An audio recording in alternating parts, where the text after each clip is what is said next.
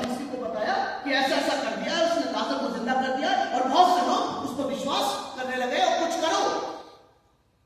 और फिर लिखा अचानक से इमरजेंसी मीटिंग बुलाई, ऑफिशियल नहीं, ये ऑफिशियल मीटिंग नहीं थी। लिखा है अचानक से इमरजेंसी मीटिंग बुलाई, इनफॉर्मल मीटिंग बुलाई कि जल्दी से आओ, एक महासभा बुलाई।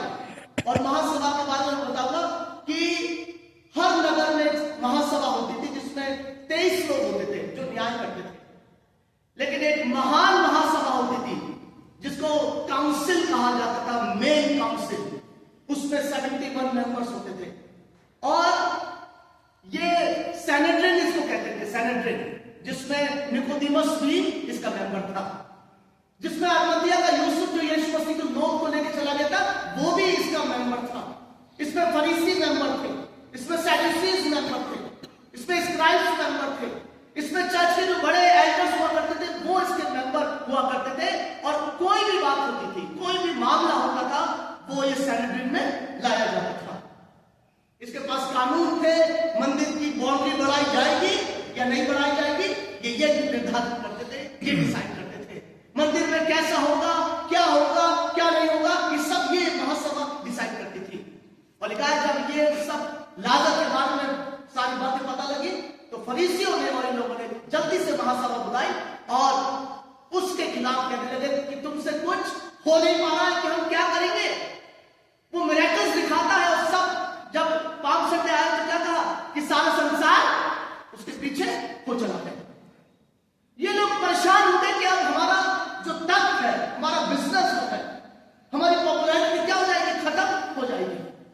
और उन्हें डर था, उन्होंने क्या बोला कि अब रोमी आकर हमारा स्थान और हमारी जाति को ले लेंगे। क्या होगा, ये यीशु के पीछे अगर ऐसे चलता रहा, उसके फॉलोअर्स बढ़ते जाएंगे और रोमी आकर हमारा स्थान ले लेंगे, हमारी जाति को ले लेंगे। They will take our place and our nation, our यानी कि हमारा। और मैं पढ़ रहा था, वहां पर 2 वर्ड आए थे, एनवी और जेलेसी। एनवी क्या है? एनवी ये है कि हम किसी के पास कुछ देखते हैं, उसको हम हड़पने की कोशिश करते हैं, हम चाहते हैं वो मेरे पास आ जाए, मुझे मिल जाए। जेलेसी क्या है? जेलेसी ये है कि मेरे पास जो है वो छिन ना जाए, मुझसे कोई वो ले ना ले। और यहां पर ये जो सब जो मेंबर्स लोग थे, जो बड़े बड़े अधिकारी लोग थे, इनको ऐसा लगा कि जो हमारे पास पौधे हैं, हमारी जो पॉपुलैरिटी है वो क्या ना हो जाए, यीशु के कारण छिन ना जाए। कई कहते हैं वो रोमी आकर हमारा स्थान ले लेंगे, रोमी हमारी जाति को ले लेंगे। हमारा क्या होगा अगर इसको हमने खत्म नहीं करा, अगर इसको हमने यहीं पर रोका नहीं। और फिर इतने जलसी से भर गए कि प्रभु यीशु मसीह को मारने का षड्यंत्र रचने लगे। यीशु चला गया और फिर लोग पूछ रहे क्या वो आएगा या नहीं आएगा। और इन्होंने कहने लगा था कि अगर यीशु आए तो चुपके से बता देना और हमसे पकड़ लेंगे। और फिर हम देखते हैं मेरे प्रियो कि यीशु मसीह को पकड़ने के लिए जितने भी फैरिसीज थे, सैडुसीज थे, स्क्राइब्स और बड़े बड़े जो ग्रुप्स थे, वो सब एक हो गए केवल इसलिए कि यीशु को पकड़ना है, उसको खत्म करना है, उसका सत्यानाश करना, उसको बिल्कुल हम सहन नहीं कर पाएंगे।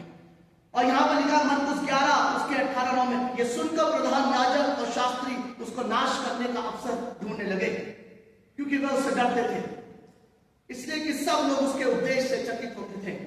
लूका 19:47 में लिखा है तब भीड़ में से कुछ फरीसी उससे कहने लगे, हे गुरु अपने चेलों को डांट। 43 वर्ष में लिखा है क्योंकि वे दिन तुझ पर आएंगे कि तेरे बैरी मोर्चा बांधकर, लिखा है तेरे बैरी मोर्चा बांधकर, यानी कि तेरे एनिमीज। मोर्चा बांधने का मतलब आप लोग समझते होंगे, एक तरफ से नहीं लेकिन चारों तरफ से, कि यीशु मसीह कहीं से निकल ना पाए, कहीं से बच ना पाए, चारों तरफ से उसको घेर दिया। जो फैरिसीज थे वो लोग रिलीजियस लीडर थे, पॉलिटिकल नहीं थे वो लोग, वो रिलीजियस लीडर्स थे। सदुकी लोग, सैडुसीज, वो पॉलिटिकल पार्टी थी, पॉलिटिकल लोगों ने, और चर्च के जो बड़े एल्डर्स थे उन सब ने उसको घेर लिया कि वो कहीं से निकल ना पाए, उसको खत्म करना है कैसे भी करके। तो ये सब मिल गया, उसके बाद मिल गए 48% लोगों के प्रमुख उसे नष्ट करने का अवसर ढूंढते थे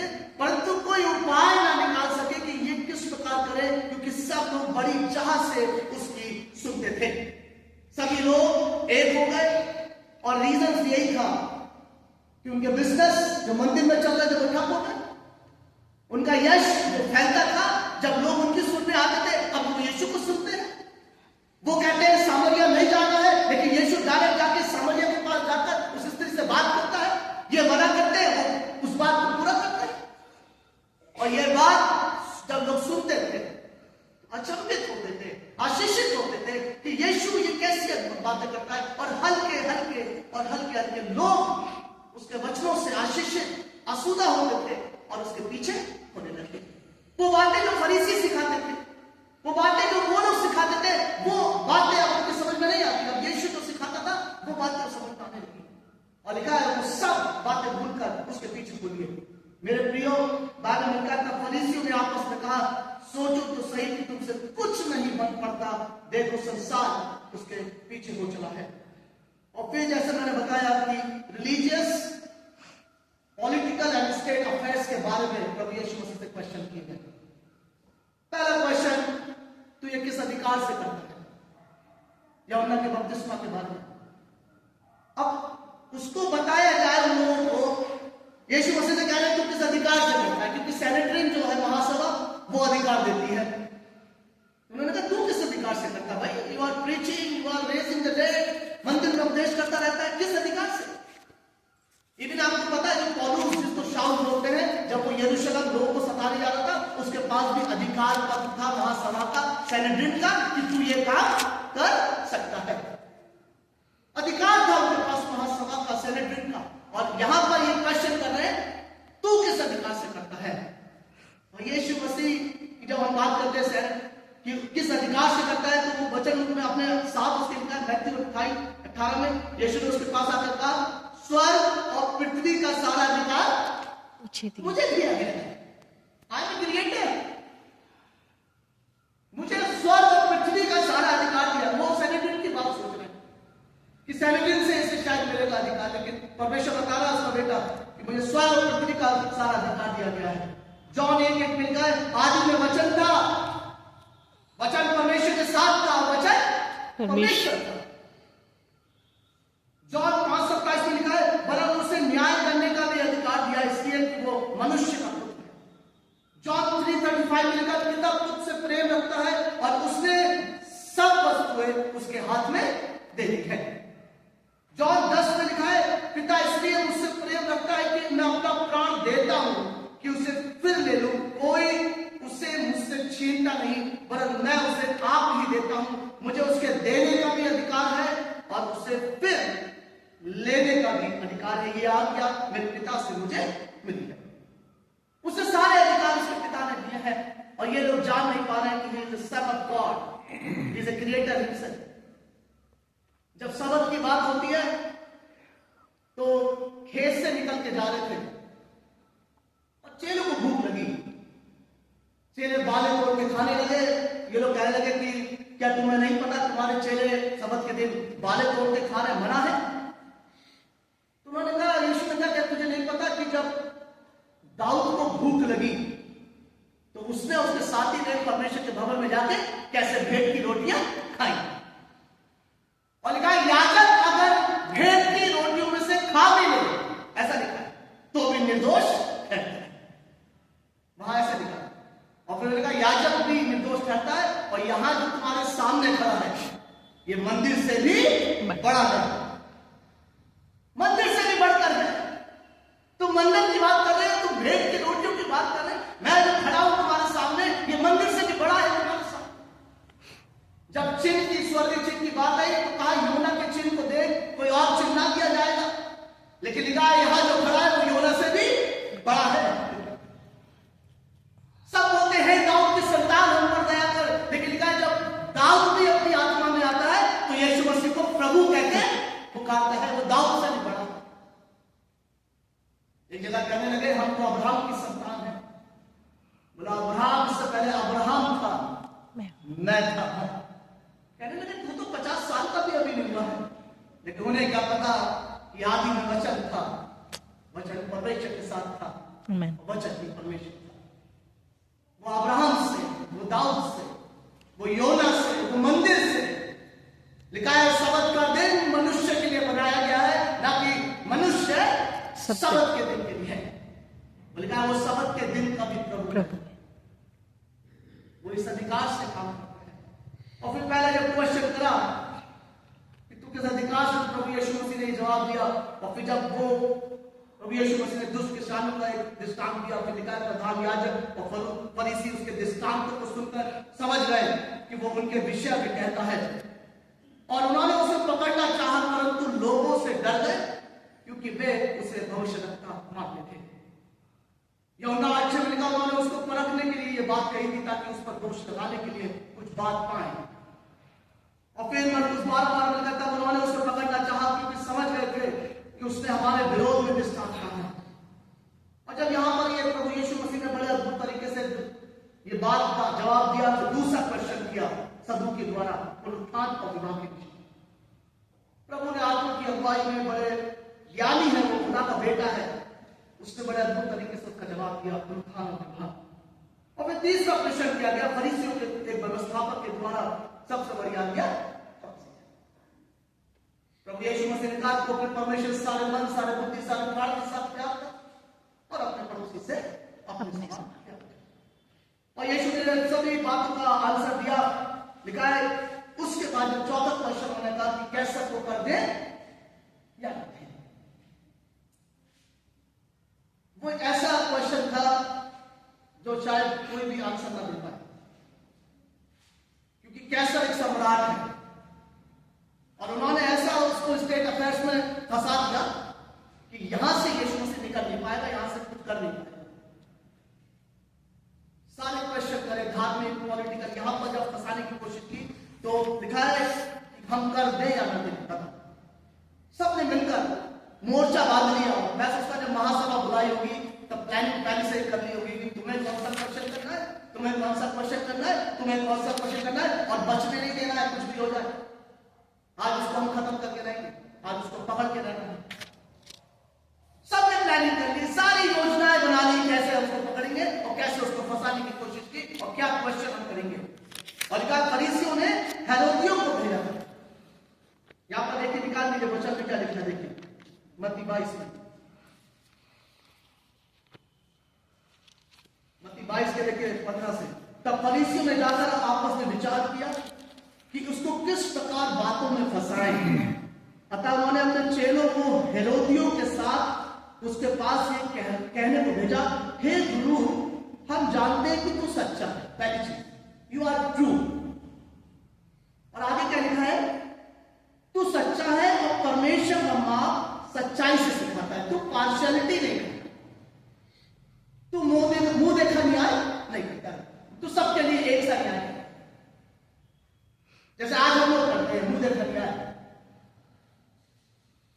हम लोग मुंह देखा न्याय करते हैं, हम पार्शियलिटी करते हैं। मनुष्य हम देख के काम करते हैं, अच्छा इसके साथ ऐसा करना है, इसके साथ ऐसा करना है, इससे बात करनी है, इससे बात नहीं करनी है, इसका काम करना है, इसका काम नहीं करना है, मुंह देखा न्याय, इसको सजा देनी है, इसको नहीं देनी है। लेकिन प्रभु यीशु मसीह लिखा है तू सच्चा है, यू आर ट्रू। वो लोग खुद कहते हैं कि तू सच्चा है और परमेश्वर का मार्ग सच्चाई से सिखाता है, तू पक्षपात नहीं करता, मुंह देखा न्याय नहीं करता। हम मुंह देखा न्याय करते हैं, हम पक्षपात करते हैं, हमारे जीवन में पक्षपात देखा जाता है, बायसनेस देखी जाती है। प्रभु यीशु मसीह लिखा है सच्चाई से सिखाता है और किसी की परवाह यानी कि फियरलेसली, बिना डर के वो काम करता है, डर के नहीं करता है, डर के प्रभु का काम नहीं करता है, वो बोल्डली करता है, वो फियरलेसली परमेश्वर के वचन को लोगों को सुनाता है, बोल्डली बताता है कि क्या सच्चाई है और क्या सच्चाई नहीं, बोल्डली बताता है, फियरलेसली, डर के नहीं करता काम परमेश्वर। बाइबल कहता है कि पौलुस कहता है मैं सुसमाचार से नहीं लजाता, मैं आश्चर्य नहीं होता। लिखा जब चेलों को पवित्र आत्मा आई तो लिखा हियाव से वचन सुनाने लगे, पहले डरते थे। पौलुस कहता है कि जो पत्री मैं तुम्हें लिखता हूं तुम्हें शोक होता है, उससे तुम्हें शोक होता है और मैं पछताता हूं कि मैंने क्यों लिखी, लेकिन अब नहीं पछताता क्योंकि वो शोक जो था वो क्षण भर का था, लेकिन बाद में उसने तुम्हारे लिए उद्धार का मार्ग। कई बार परमेश्वर का कलाम मुझे और आपको शो के देता है। कई बार उसकी बातें मुझे कड़वी लगती है, कई बार ऐसा लगता है मेरे लिए है, मुझे मेरे लिए बोला गया है। मुझे भी लगता था जब मैं यंग था, जब प्रचार कर सकता था, मुझे लगता था मेरे लिए है, और जब मेरे लिए ये लगता है तो इसका मतलब God's word is talking to you. इसका मतलब परमेश्वर का वचन आपसे और मुझसे बात कर रहा है। अगर आपको ये लगा ये मेरे लिए है, इसका मतलब परमेश्वर ने आपको बात की है, आपसे अपने वचन के द्वारा सिखाया है कि तुझे ऐसा करना है। परमेश्वर दोधारी तलवार है मेरे प्रियो। जब मैं यहां से वचन शेयर करता हूं, या भाई साहब करते हैं या कोई भी करता है, ये पहले मेरे लिए है और फिर आप पहले मेरा न्याय होगा। लिखा है बहुत लोग उपदेशक ना बने, क्योंकि उपदेशक और भी दोषी ठहरेंगे, अपना भी और अपनी कलीसिया का भी न्याय अपना उनको लेखा देना है। तो लिखा है कैसे, तो यहां पर लिखा है तो सच्चाई से सिखाता है, मुंह देखा न्याय नहीं करता। और फिर उसने कहा इसलिए हम बता तू क्या सोचता, कैसे को कर देना उचित है क्या नहीं। फंसाने की कोशिश की गई है शुरू से। कैसर एक सम्राट है, 1 या 1.5 रुपए प्रति व्यक्ति को कर देना है। 14 से 65 साल का व्यक्ति कर देगा। भारी कर नहीं था, आर्थिक बोझ भी नहीं था। यहूदी मानते थे कि परमेश्वर के सिवा को किसी को बात नहीं करना, किसी से मिलना नहीं, परमेश्वर के सिवा किसी को कर नहीं देना, परमेश्वर है सब कुछ। और यीशु मसीह से जब कहा अगर कहें कर नहीं देना है तो क्या कर देंगे, सम्राट से जाकर शिकायत। अगर कहें कर देना है तो उसके जो फॉलोअर्स हैं वो छोड़कर चले जाएंगे, क्योंकि वो परमेश्वर के सिवा किसी को मानते नहीं। दोनों बात में उसे फंसना है, दोनों बात में। अगर ये कह कर देना है तब भी, नहीं देना है तब भी। मैं और आप होते तो शायद इसका जवाब ना दे पाते। मैं और आप होते तो शायद हम कंफ्यूज होते, हम ये सोचते कि क्या बोलूं क्या मैं, और आप होते तो कहते बाद में इसका उत्तर देंगे, सोच के बताएंगे। प्रभु यीशु मसीह ने कहा मुझे दिखाओ। बाइबल में देखिए क्या लिखा है, लूका 22:70 में क्या लिखा है। लूका 22:70 और 71 में देखिए क्या लिखा है।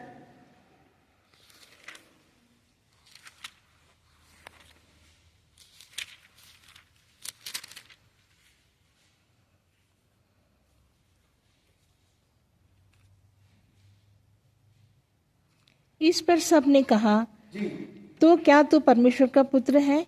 और उसने कहा तुम आप ही कहते हो क्योंकि मैं हूँ।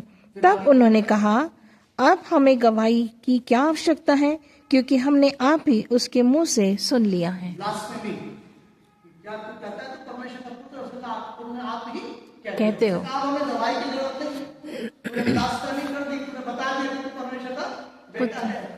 यही वो चाह रहे थे कि ये बोला जाए। लूका 23:2 में देखिए क्या लिखा है। ये कहकर उसको दोष लगाने लगे हमने इसे लोगों को बहकाते और कैसर को कर देने से मना करते और अपने आप को मसीह राजा कहते हुए सुना है। अपने लोगों को बहकाते नहीं कि कैसर को कर नहीं देना है और अपने आप को मसीह कहते सुना है। हर बात पर फंसना है। और यहां पर प्रभु यीशु मसीह कहता है कि मुझे क्या दो, क्या बोला था कोई बताए, क्या बोला था? सिक्का मांगा था, मुझे सिक्का दो। फिर उसके बाद क्या बोला था, जो कैसर का है उसे कैसर को दो, जो परमेश्वर का है परमेश्वर को, जो परमेश्वर का है उसे परमेश्वर को। कैसर की उस पर छाप थी। और मेरे प्रियो सिक्के पे जिसकी छाप होती है उसे अधिकार होता है कि वो कर ले सके, टैक्स दे सके जिसकी छाप है। तो उसने कहा जो कैसर का है वो कैसर को दे दो, जो परमेश्वर का है परमेश्वर परमेश्वर को। परमेश्वर का क्या है, कौन बताएगा? जीवन हमारा। हम परमेश्वर के वो सिक्का कैसर का है, लेकिन मैं और आप अपने परमेश्वर के। यस,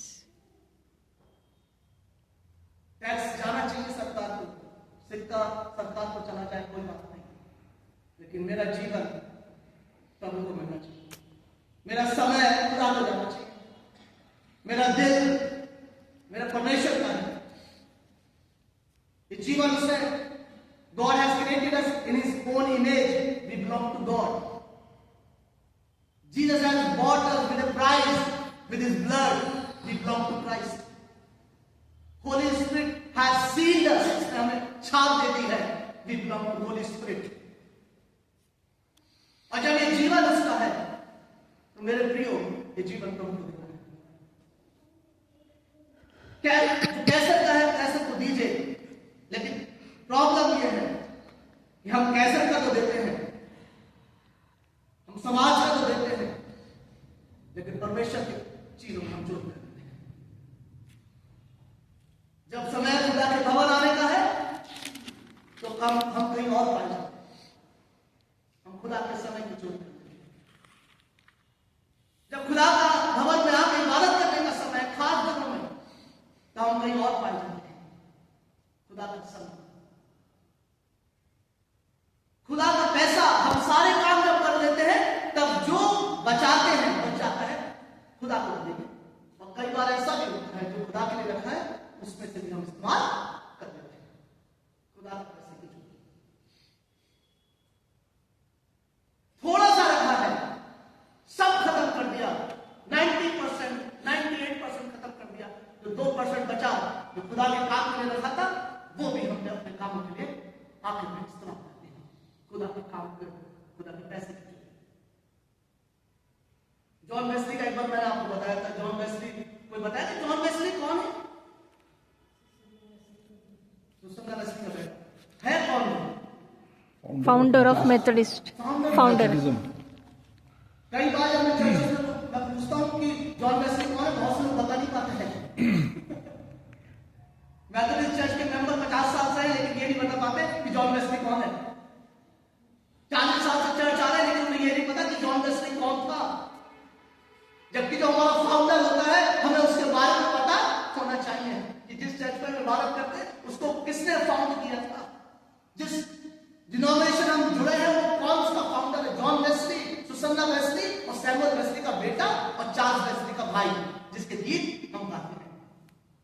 19 बच्चों में से बहुत पहले बन गए, 9 या 10 बच्चे. फ्राइडे को स्ट्रिक्टली बाइबल स्टडी, नहीं तो खाना नहीं मिलेगा. John Wesley founder of Methodism निकला, इसलिए क्योंकि बड़े मेथड से चलते थे, डिसिप्लिन से, और निकाल की चिड़ बन गई. मेथोडिस्ट, मेथोडिस्ट, मेथोडिस्ट, और ये मेथोडिस्ट आकर एक बड़ी डिनोमिनेशन बन गई. जॉन वेस्ली ने कहा, earn as much as you can. जितना कमा सकते हो कमाओ. Spend as much as you can. जितना खर्च कर सकते हो खर्च करो. Give as much as you can. खुदा के काम के लिए जितना ज्यादा से ज्यादा दे सकते हो. हम सबको मिलकर खुदा के काम के लिए देना चाहिए.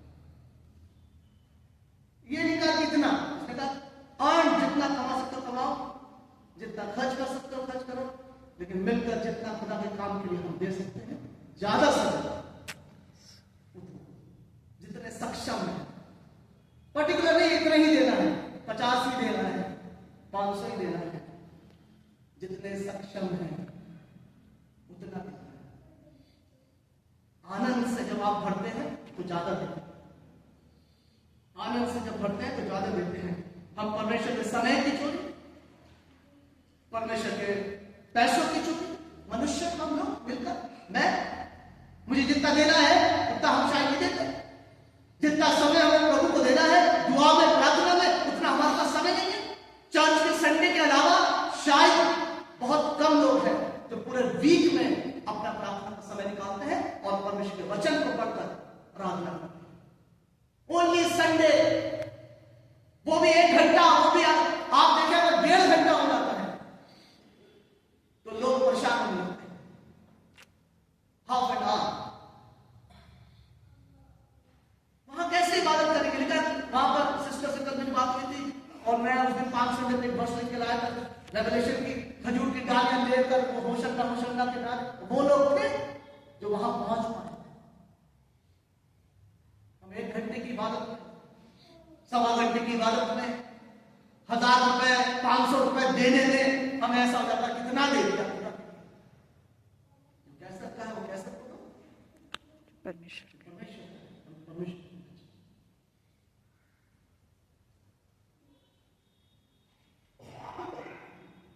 हम परमेश्वर के हैं मेरे प्रिय, हमारी होली स्पिरिट की इमेज हमारे अंदर, परमेश्वर की इमेज हमारे अंदर।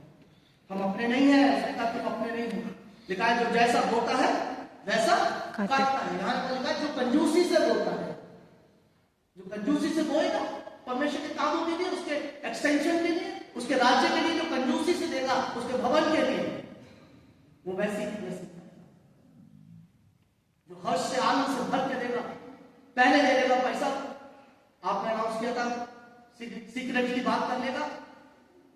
मैं ऐसा करना चाहता हूं। बहुत से लोग हैं चर्च में, आप लोग नहीं, बहुत से लोग हैं, I am not indicating anyone, आप बहुत से ऐसे लोग हैं जो खुदा के काम के लिए हमेशा देने के लिए तैयार रहते हैं। चर्च में चाहे कितना भी समय, कई हमारे गुरु पीटर अंकल है, पॉल अंकल, कितना भी मैंने देखा है, they will be in the presence of God. Sunday को कई कुछ लोग हैं, आप लोग हैं, सुनील भैया हैं, सैमुअल है, अभी बाहर के, लेकिन आप आते हैं। हमारे बुजुर्ग बहुत से जो चाहे कितने भी पैदल आना है, लेकिन चर्च के चाहे पैशन वीक हो चाहे एडवेंट संडे हो, they have to be in the presence of God. और ये हमें सीखना है। घर के काम है, बाजार के हैं, लेकिन प्रभु का जो समय कोशिश करना है प्रभु को मिल सके। वो हमारा इंतजार करता है कि कब बैठेगा प्रार्थना करने, कब बैठेगा, कब आएगा चर्च। 50 साल का हो गया, आज तक चर्च का मुंह नहीं देखा। कब मेरी बेटी सामने आकर दुआ करेगी, गीत जाएगी, नहीं। मेरे प्रियो, we belong to Christ, we belong to परमेश्वर।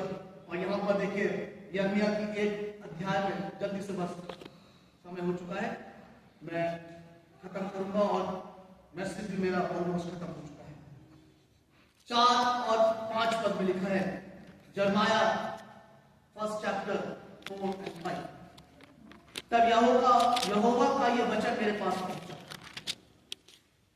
गर्भ में रखने से पहले ही मैंने तुझ पर चित्त लगाया और उत्पन्न होने से पहले ही मैंने तेरा अभिषेक किया। मैंने तुझे जातियों का भविष्यद्वक्ता ठहराया है। तब मैंने कहा, हाय प्रभु यहोवा, देख मैं तो बोलने भी नहीं जानता, क्योंकि मैं लड़का ही हूं। परंतु यहोवा ने मुझसे कहा, मत कह कि मैं लड़का हूं, क्योंकि जिस किसी के पास मैं तुझे भेजूं वहां तू जाएगा, और जो कुछ मैं तुझे आज्ञा दूं वही तू करेगा। तू उनके मुख को देखकर मत डर, क्योंकि तुझे छुड़ाने के लिए मैं तेरे साथ हूं। यहोवा की ये वाणी है। तो परमेश्वर का धन्यवाद हो आज के इस दिन के लिए, पैशन वीक का डे ऑफ कंट्रोवर्सी, वाद विवाद। और हमने देखा कि कई बार महासभा बुलाई गई, षड्यंत्र रचे गए यीशु को पकड़ने के लिए। और आपको मैंने पहले दिन बताया था कि जो यहूदियों का फसह का पर्व की तैयारी चल रही है, पहला दिन पाम संडे, कल का दिन दूसरा, आज का तीसरा। और पाम संडे मैंने आपको बताया था कि अबीब महीना जो होता है उनका पहला महीना है, उसके 10वें दिन को वो मेमना लेते हैं। 4 दिन परल करेंगे। 5वें दिन जब ये पता लगेगा कि कोई दोष नहीं है, तब उसे गोदली के समय, जिसको ट्विलाइट बोलते हैं, उसके समय उसको सैक्रिफाइस करेंगे। Palm Sunday selection of the lamb day. अब कल और आज यीशु मसीह की क्या हो गई सबके सामने? परख हो रही है। 5वें दिन पिलातुस के सामने जब यीशु मसीह आएगा, पिलातुस कई बार कहेगा मैं इसमें दोष नहीं पाता, और फिर वो हाथ धो के कहेगा मैं इसमें कोई दोष नहीं पाता हूं, और वो अपने हाथ धोएगा और ये साबित कर देगा कि ये जो मेमना परमेश्वर का है इसमें कोई दोष नहीं है, और उसको सैक्रिफाइस करेगा। अगर पिलातुस ये कह देता कि इसमें दोष है, तो यीशु मसीह इस लायक नहीं होता कि वो बलि का मेमना बने या सैक्रिफाइस और पूरे मानव जाति के उद्धार के लिए।